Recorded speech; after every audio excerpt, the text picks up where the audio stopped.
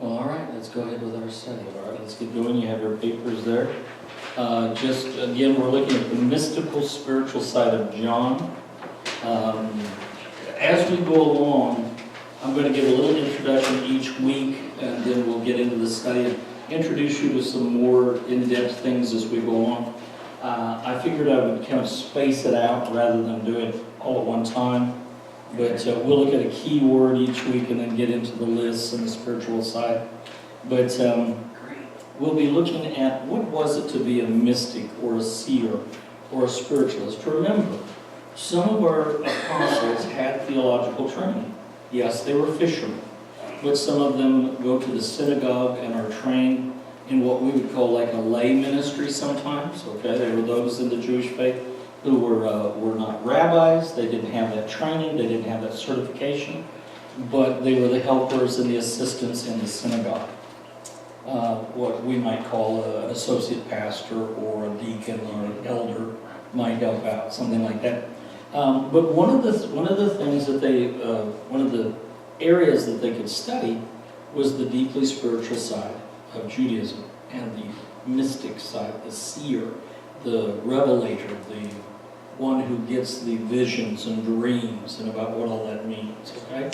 And remember, guys, by the time they came back from Babylon, of course, had a great deal of false religion and idol worship, and when they fought that, the whole Daniel, story is about the fighting of the idol worship and stuff. That when the Jews came back, they almost rebelled against that whole spiritual side because they had had a taste of it in Babylon, and they were kind of throwing the baby out with the bathwater. We don't want to be associated with that because we saw the false side of it. So when they came back and rebuilt Jerusalem, this is what made it so easy for the Pharisees and the Sadducees to make Judaism into a religion of rules. You see how that would progress? That let's have rules, let's follow the rules, this is what the rules are. And spirituality was kind of thrown out the window, this relationship with God, angels. And so there was an actual division, wasn't there, between the Pharisees and the Sadducees. The Sadducees did not believe in the resurrection of the dead. They did not believe that. They did not believe in angels. They did not believe in an afterlife as we know it. And that's, we say the Sadducees were sad, you see, because they didn't have a spiritual side. And they denied all of that. And they denied it because it was not in the first 5 books. The Torah does not mention angelic beings per se as they saw it. Did not mention an afterlife per se as they interpreted it. And so they rejected those things. Now the Pharisees ran after it with both guns and said, yeah, we believe in the resurrection. We believe in angels. And, oh yeah, by the way, you have to follow these rules. And so you got that side that wasn't as much of a rule, but they didn't believe in the fundamentals of Scripture. The Pharisees were the fundamentalists, but they went so far that they became like the Amish or the Quakers, and they were so rule-oriented that the relationship, the personal relationship with God, became all about the rules. And so now we got John and some of the mystics who are trying to put the two together, who are part of the synagogue, part of the temple, understanding Judaism, but trying to get back to the old ways and the old days. That, no, not everybody is a prophet, not everybody is a seer, not everyone is a dreamer and a vision. But there are those who are called by God, and they are the conduits and the speakers. It is my feeling that John was one of those. And as we look at the Gospels, I think we'll see that John was being prepared for the reception of the book of Revelation. That he was being prepared for it. He was going to see the beginning and the end of time in one basic dream. And he's going to see it all in one lick. And if he's a skeptic, that ain't going to work well, So I think he was already into the mystical. I don't want mystical to become a cult. There's a difference. Yeah, let's not look at fortune telling and things like that. Although the Jews have some of that. I mean, when they looked at the Urim and the Thummim to get directions in the Old Testament, they were hearing from God through a conduit, through a tool. And we know that the devil is a counterfeiter. Yes, sir. That which is real, the devil counterfeits. So a lot of this is real. And a lot of it God has put aside for a season. And if we believe in dispensations of grace and dispensations of truth, then there are periods of time when these things are heightened and times when they are lessened. But John, I believe, was a part of that old school. That and remember last week we looked at the creation story, right?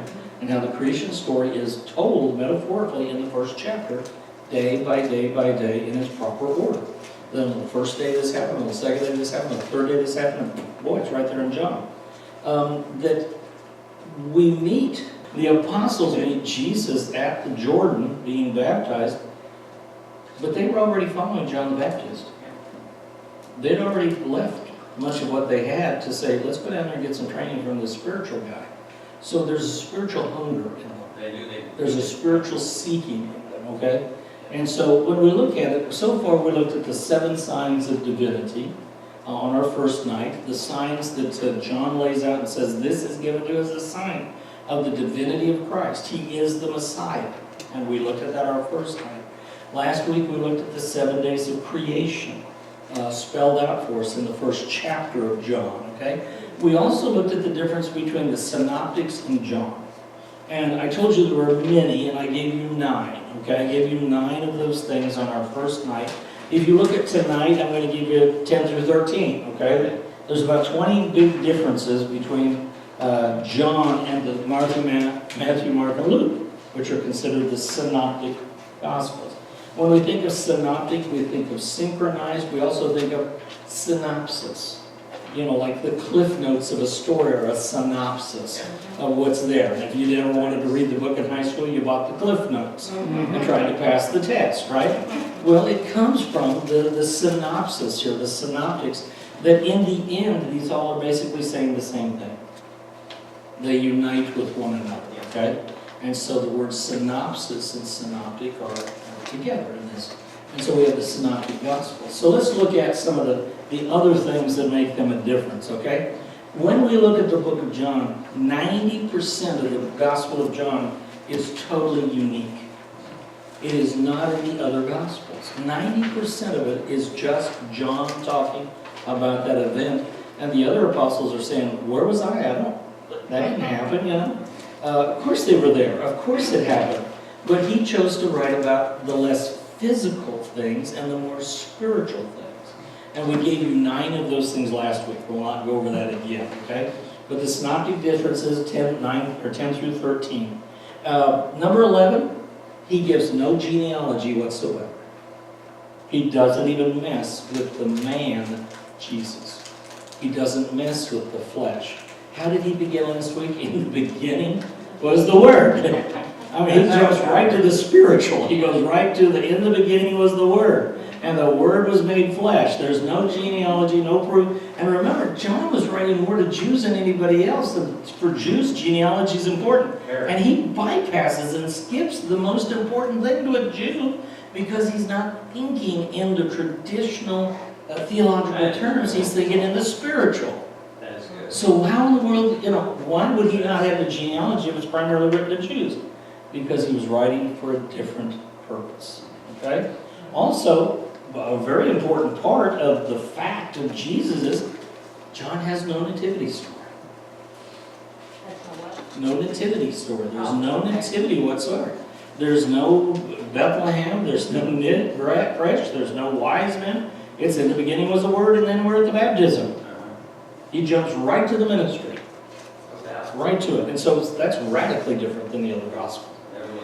And one of the most important things I think that we'll look at a little bit later on is he is the only one that tells us, what did Jesus say at the Last Supper? What did he say at the Last Supper? And John spends chapters on what Jesus said to them on his last days. The upper room discourse is what we call it in theology. The upper room discourse is him writing down everything Jesus said. You're right there next to him. Yeah, and he's remembering it, and the Holy Spirit is recalling to him what's there. The other guys could have written it, but they weren't called to. So again, that whole spiritual relationship, rather than rules and regulations, is shown to us in these synoptics versus John. As I say, there are others who each week I'll introduce a couple more just to introduce us and get us going. But let's introduce a new area too, and that is key words in John. John is so different in the words that he chooses to emphasize, and the words that he repeats over and over and over again. Folks, this makes him stand out in a crowd of writers. That John, when you look at the other Gospels and you study other Gospels, and you look at John, you say, boy, he gets kind of hung up on word. You know, how a record skips and says it over and over again. He kind of gets that way with some words. And so they must be important. Remember again, this is spiritualizing the truth. This is looking at the metaphors and the secrets behind what's written. And so when he begins to repeat a word over and over and over and over and over again, we need to pay attention. Like very, very. Yeah, we need to pay attention to what's being said. And so what are the word this week is the word believe. Somebody tell me John 3:16. For God so loved the world that he gave his only begotten Son, that whosoever believeth in him should not perish but have everlasting life. Believe. You know, believe is a primary part of what he believed, is what he writes about is believe. And think about believing and how that's different than following the rules and regulations of sacrifice. Well, I think it takes, well, it shouldn't take more effort, but Believing, though, is more spiritual. It's more metaphysical. It's less practical. Following the rules because you have to. It's not taking the cow and cutting it up. You know, it's not taking the lamb and cutting its throat. It's believing. There's a spiritual aspect of believing that is really strong in him. And in fact, he uses the word believe 98 times. 98 times. That is more times than the other three Gospels put together. 98 times, it's more than all of the other Gospels put together. He talks about believe, believe, believe. wow. Now I looked it up. Belief is used in the New Testament 292 times. That means good old John mentions him in his Gospel over 1/3 of the times in the New Testament in his one story. Do you get an idea that maybe it's an important word? Mhm. Yes. Maybe it matters. Maybe it means something, you see? So that's a key word. We'll look at some others as we go along. But if we look at the word believe, in the Greek, pisteuo. Pisteuo. Pisteuo means I believe. It's I believe. It's an affirmation. It's a statement. I believe this. The word pistis is the word for faith. Look how close together faith and belief is. You see? Do you have the faith to believe? Is your belief unto faith? He asks. And so when we talk about believing and faith, they're the same word. It's just the application. It's the end of the word that makes it personalized and makes it different. Because if we look at the word faith, he never uses pistis in his gospel, ever. The word faith is not used in the Gospel of John. And yet it's the root of believe. So there must be a difference. There's definitely. We'll talk about it. Yeah. The word pistos means to be faithful. The word pistos means to be faithful. The word pistos is actually used only one time, and that's in 20:27. So let's go there. Let's go to John 20:27, and we'll look at this word of faithful. Faith is not used, but being faithful is.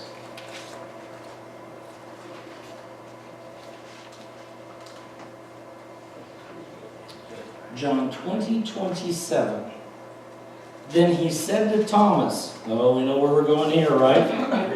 No, we're going, reach here with your finger and see my hands, and reach here with your hand and put it in my side, and do not be unbelieving, but be believing. Yeah. And so he's saying, put your hand in my side and have faith. Get faith from me. By doing this, you will gain faith. And look at what happens. Thomas said, my Lord and my God. He touched him and he got the faith that he needed. Yeah. He did, yeah. He was shoved in.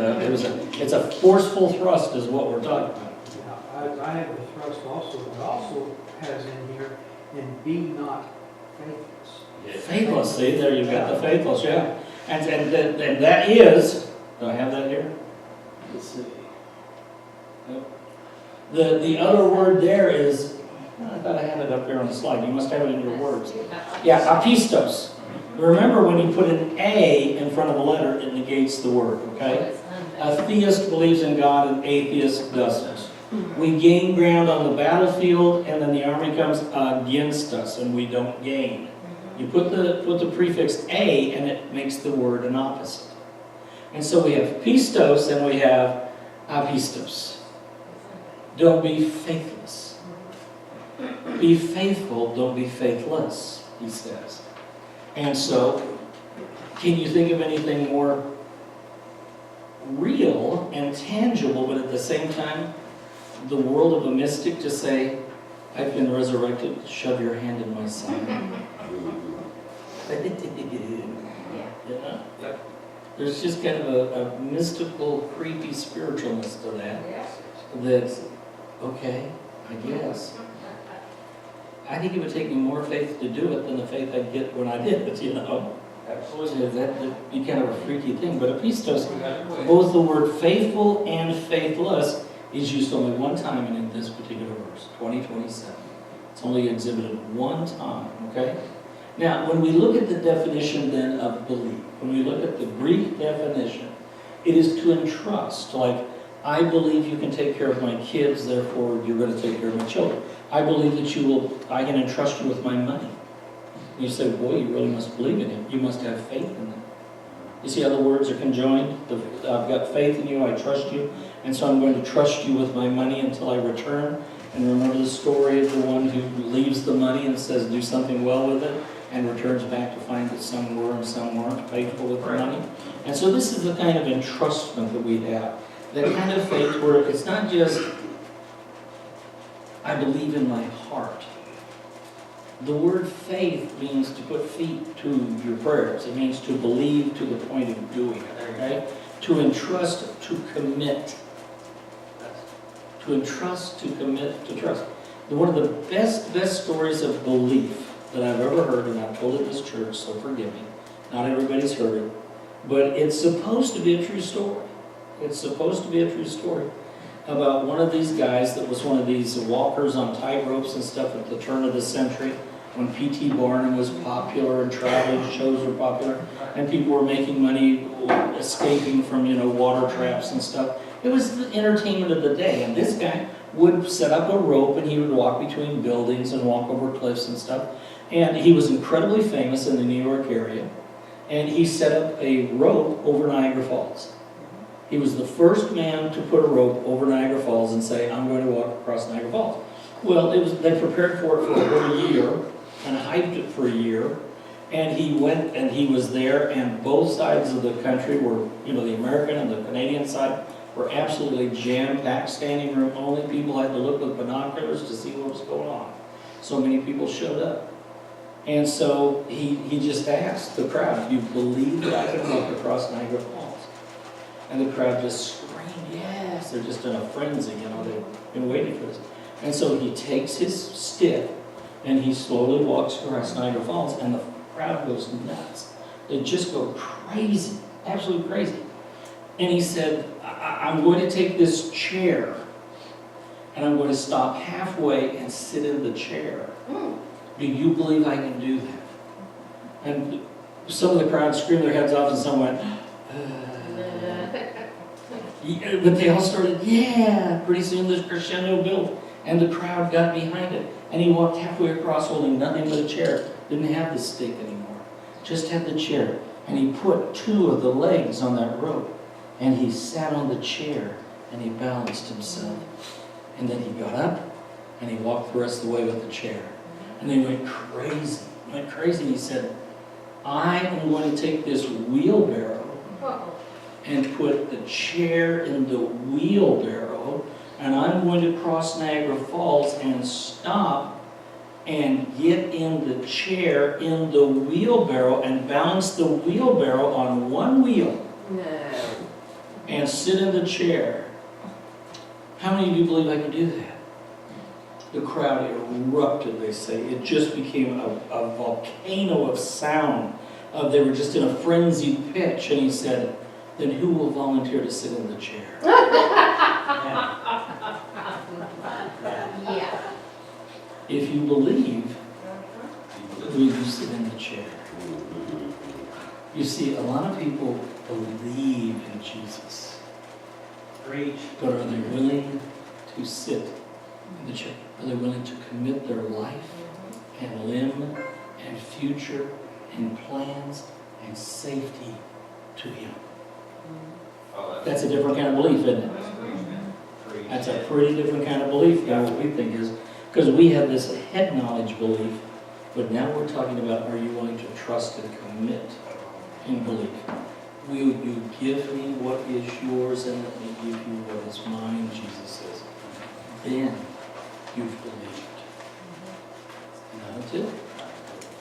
Not until. This is the Greek concept of belief. Okay? By the way, I didn't tell you the rest of the story. The man was a born-again Christian who used these as an evangelistic tool. And they say thousands will run to the Lord that day at Niagara Falls. Wow. That's Pretty cool. I guess you know that the young Melinda that is still alive and does the walking is a born-again, believing Christian. And that now he does what he does as an evangelical tool, an evangelistic tool. Was this old Linda that? No, that was long before the Melinda family was ever alive. This was back in the 1800s. Yeah. Yeah. Please. Yeah. So, for me, faith is the better word. Yeah. And so it surprises me John never used it. And Yeah. yet he used believe 292 times. So can you reconcile that? You're going to see why in a minute. You're going to see what belief, why he uses the belief. Yeah, I think you'll see it by the end of tonight, okay? But yeah, the whole word of believing, again, faith was one that was almost bantered around because of temple worship. That, are you one of the faithful? And the faithful had become, do you do everything that you should do? There was no spiritual aspect of faith. Faith had become a ritual, okay, of sacrifice. Whereas belief is of the heart. It's a commitment. It's not doing the rote ritualism. It's giving my heart and my trust to God. And it's a minor difference, but it is a difference, and that's why there are two different words. Okay? But one is very ritualistic. And James talks more about faith than he does believing, because he's wanting people to put real feet to their prayers and says, you know, man, faith without works is dead. Yeah. So he's going to talk more about that. Jesus camped out on faith and not so much belief. Jesus used both. Jesus used both faith and belief. Because again, the ending is the only difference. They're the same root. And how it's interpreted in the scriptures is sometimes faith and belief. Yeah. Yeah, exactly. Yeah. Yeah. Their belief, yeah. I just wanted to. Look at John 20 with me. Yes, John 20, verse 30. John 20, verse 30. This is what it's all about. This is the key verse in the book of John. John 20, verse 30 says, therefore, many other signs Jesus also performed in the presence of his disciples, which are not even written in this book. But these have been written so that you may believe that Jesus is the Christ, the Son of God, and that believing you may have life in his name. We said last week that one of the key phrases all throughout this thing is, John says your relationship with God through Christ is not a kingdom here. And in the Synoptic Gospels, it's the kingdom is here, the kingdom is here, the kingdom is here, the kingdom is here. And that could have been misinterpreted by the disciples so that they were looking for the kingdom here. And when Jesus was disappointed, yeah. Whereas John is constantly talking about the eternal, the eternal, the eternal. And so the difference here between faith and belief is that this belief will take you into the eternal. Faith might get you through here because you have faith in the rituals that you do, but it may not get you to the kingdom to come. So John is trying to make a distinction between the ritual and the spiritual. The ritual and the spiritual. So that you believe that Jesus is the Christ, the Son of God, and that believing you may have life in His name. Okay? So, next slide. There you go. So our next list that I wanted to look at was John only mentions 7 disciples by name. Now, do you think that's a coincidence when there were 12 of them? No, again, 7 is this perfect number. It's the perfect number. And so let's go to the first chapter, John. Let's start there. Many of these we saw last week when we were looking at the first chapter. John 1, beginning in the 40th verse. John 1:40. One of the two who heard John speak and followed him, this is John the Baptist, was Andrew. Okay? Was Andrew. So there's Andrew as our first. In verse 42, and he brought him to Jesus. Jesus looked at him and said, "You are Simon Peter." Yeah, you're Simon. And he said to him, "We have found the Messiah," which is translated means, looked at him and said, "You're Simon, the son of John. You shall be called Cephas," which is translated Peter. So we have our second disciple. In verse 43, the next day he purposed to go into Galilee, and he found Philip. All right? And then in 45, Philip found Nathanael and said to him, "We have found him of whom Moses in the law and also the prophets wrote." Now just look at that phrase, okay? Again, how spiritualistic is that phrase? We have found the one who was prophesied, the one who was written. We have found the fulfillment of the law. That is incredibly spiritualized rather than ritualized, okay? This is the one, Jesus of Nazareth, the son of Joseph. All right? So we have in this first chapter 4 the disciples chosen. Boom, boom, boom. Each one leading the one to the next and saying, "Come in here, look at this one. We've met this one." And then he goes to another one and says, "Look, we've come and met him." And so this personal hands-on, one-on-one evangelism is shown. It's basically the door-to-door type of evangelism of take it to the people. Like, I found Jesus, let me go tell this guy. I found Jesus, let me go tell this guy. When we find Jesus, we've got to be telling everybody that's important to us, and everybody in the world ought to be important to us.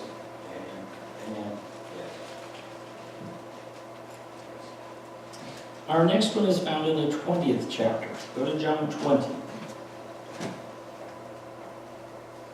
And verse 24. John 20:24. But Thomas, one of the 12, called Didymus, was not with them when Jesus came. As we just read about the whole finger in the side thing. But this is where Thomas is introduced, all right? So we have our 5th disciple introduced to us. Go to 12:4. Go back to 12. Chapter 12. Verse 4. Yeah, but Judas Iscariot, one of his disciples, who was intending to betray him, said. So we introduced Judas in the 12th chapter. And then the 14th chapter, just go back a couple more.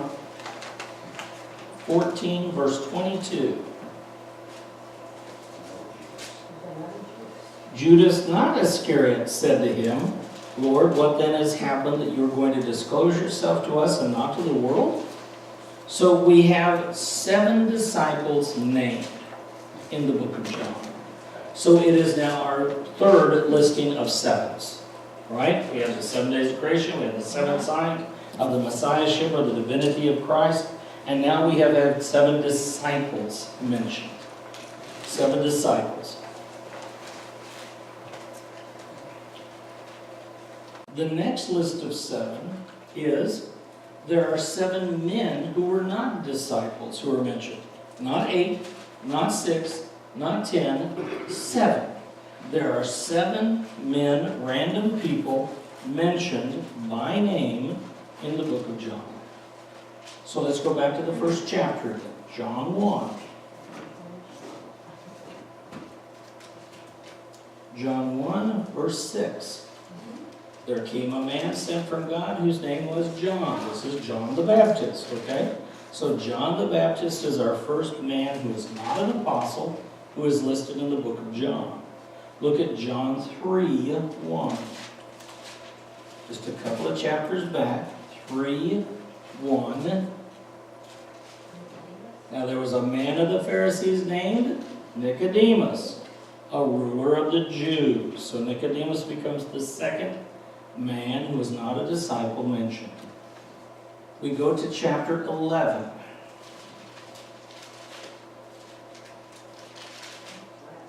Yeah. Now a certain man was sick, Lazarus of Bethany, the village of Mary and her sister Martha. So the third man of 7 is Lazarus. All right, John 18. John chapter 18. We get to our fourth one. 18 verse 13. And he led him to Annas first, for he was father-in-law of Caiaphas, who was the high priest. Okay, so we have Annas introduced. Now, they've mentioned Caiaphas, but we've not met him until verse 24. Go to verse 24. So Annas sent him bound to Caiaphas, the high priest. So Annas is 13, Caiaphas is in 24. Look at 19:19. Who have we got mentioned there? Pilate. Pilate also wrote an inscription and put it on the cross. It was written, Jesus the Nazarene, the King of the Jews. So John 19:38. After these things, Joseph of Arimathea, being a disciple of Jesus, but a secret one, for fear of the Jews, asked Pilate that he might take away the body of Jesus. And Pilate granted permission, so that he came and took away his body. Okay, so that's where I want to stop tonight. I don't want to give too much on one run. Next week we will look at some more synoptic differences. We will look at a new key word, and look at a new word that's used especially by John in special ways. And then we'll get into our 7th list, okay? So what it says,